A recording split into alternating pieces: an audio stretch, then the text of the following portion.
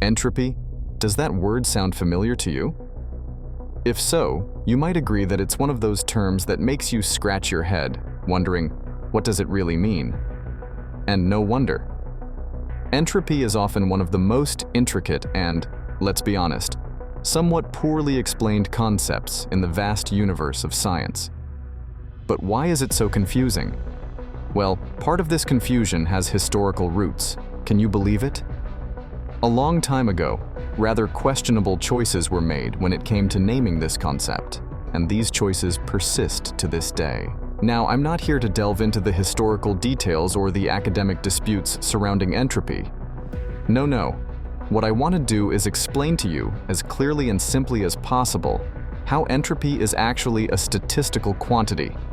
And more than that, how from this understanding, the second law of thermodynamics not only makes sense, but reveals itself in an almost magical way.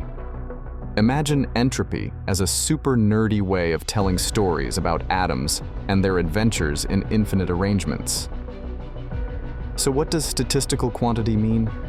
Sounds like something you'd ask on a date just to impress, right? But let's make it simple. Imagine that entropy is a way of counting how many possibilities there are for organizing the atoms in a substance. And believe me, it's not something you can put in a jar or squeeze. Let's play around with it a bit to get a better understanding. Imagine 36 coins, all identical, each with a green face and a yellow face. Let's arrange them in a perfect square, 6 by 6. Now, think of all of them with the green side facing up. If I ask you how many ways there are to achieve exactly this configuration, would you say? 1, of course. And you'd be absolutely right. But what if we turned one of them over, leaving a yellow one in the middle of 35 blue ones? How many possibilities would we have now? The answer is 36, because we could choose any of the coins to be the rebellious yellow one. This count of possible configurations, or as scientists like to call them, microstates, is what gives us the famous W. In this case, W and 36. But that's where things start to get interesting. Increase the number to 3 yellow coins among the green ones, and suddenly we have 7,140 ways of arranging them. Sounds like someone at the party got a bit more excited, doesn't it? Now, if we get really bold and change it to 10 yellow coins, hold on to your chair. That jumps to a number that I promise I won't try to say out loud, but it's something like 254 million ways. That's right. And if we think of 18 coins of each color, the number of possible arrangements explodes to something like 9 billion. If we tried to show one of these configurations every second, we'd need 300 years to see them all. That's without coffee breaks, eh? And when we start talking about gases with an absurd number of atoms, like 10 to the 21st, things get so surreal that only statistics can do the job. The next time someone mentions thermodynamics at a party, you can just smile and say, "Oh, it's just a bunch of atoms trying to organize themselves at the physics ball." Imagine yourself now holding that favorite coffee mug of yours, the one that accompanies you on lazy Sunday mornings and evenings of study or work. Have you ever thought about the universe hidden inside it? I'm not talking about coffee or whatever you put in it, but about a concept that may seem like a big deal: entropy. I'm going to tell you a story that promises not only to grab your attention, but also to make you look at your mug differently. At the beginning of this video, we briefly touched on the subject of entropy, that number, or quantity if you prefer, that reveals the possible ways in which the atoms of an object, such as our coffee mug, can be arranged. Using the example of coins, entropy was that number W that we calculated for each scenario. But let's go back to our coffee for a moment. It may seem incredible, but each sip of your coffee contains an absurd number of atoms. And even more impressive is to think of the ways in which these atoms can organize themselves without changing what you're drinking. This number, although gigantic, is finite. And guess what? It's the entropy of your coffee mug. Back in the second half of the 19th century, 3 super-intelligent physicists called Boltzmann, Gibbs, and Maxwell began to think about entropy in a slightly different way, using the kinetic theory of gases. These three are practically the godfathers of statistical mechanics. When you search for Boltzmann's entropy on Google, you'll find an equation that might seem a little intimidating: S and Kx log of W. And if you happen to pop over to Vienna and visit Boltzmann's grave, you'll see this same formula engraved on his tombstone. Yes, it's serious. But what does this logarithm mean? And who is this K? Well, imagine that, instead of one, you have 2 mugs of coffee. Because, let's face it, 2 mugs of coffee are always better than 1, right? If we want to understand the entropy of this new system of 2 mugs, we have to think of all the possible ways of arranging the atoms in both. Mathematics tells us that the total number of arrangements is the product of the entropies of the 2 mugs. But what if we were talking about energy? Then we would add up the energies of each, which seems simpler. And this is exactly where the logarithm comes into play, transforming the product of the entropies into an elegant sum. As for K, this is the famous Boltzmann constant, a key element that helps give entropy a dimension of energy per temperature, or joules per Kelvin, aligning it with the first law of thermodynamics. Sound complicated?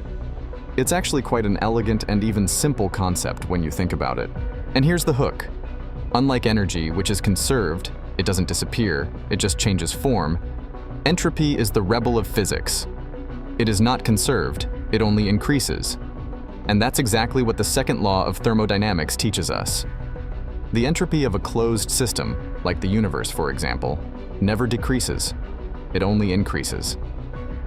This explains a lot, from why it's impossible to create a perpetual motion machine to, on a much larger scale, questions about how the universe evolves. So, have you ever stopped to think why physics is so amazing?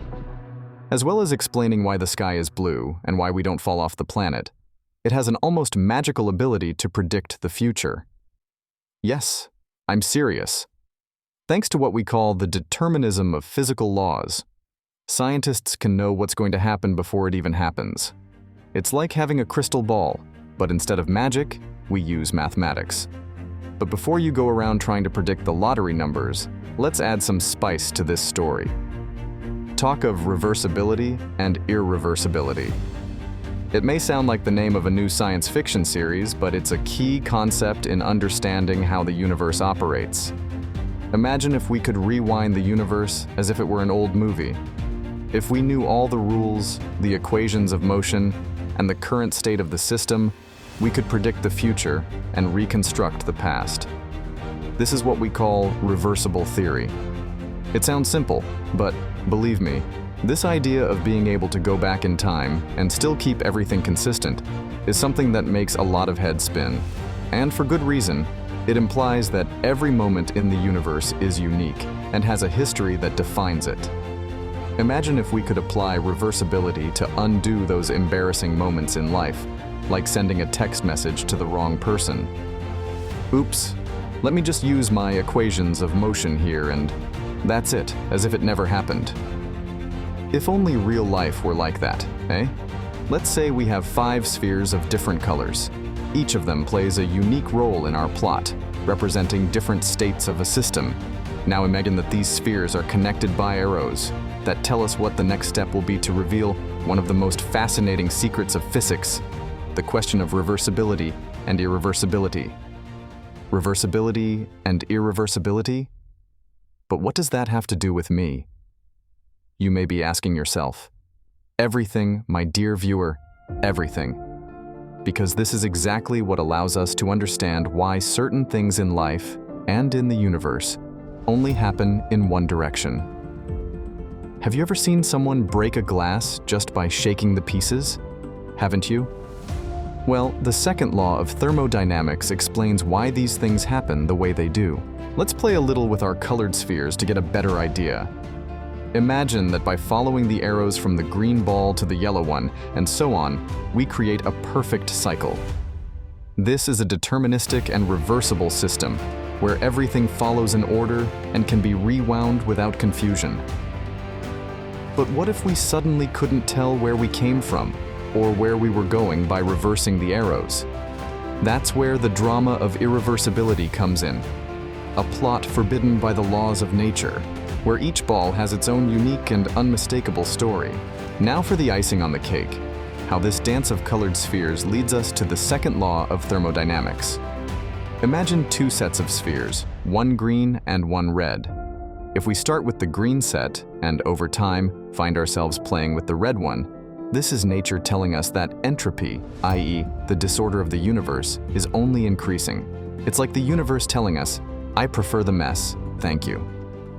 And before you think that 43% is a good chance of messing up the rules, let me tell you that, in a world of atoms and molecules, these possibilities are practically zero. That's why we never see a cup of coffee heating itself or a broken glass assembling itself out of thin air. And that, dear friends, is the beauty and the curse of the second law of thermodynamics, the unalterable direction of time, where every moment takes us to a state of greater disorder and tells us the story of the universe. So, as you observe the world around you, remember that every little event, from the simplest to the most complex, is taking place governed by the second law of thermodynamics. That, my friends, is not only an impressive feat of science, but also a tribute to our existence. Thanks for being with me so far. I'll see you in the next video.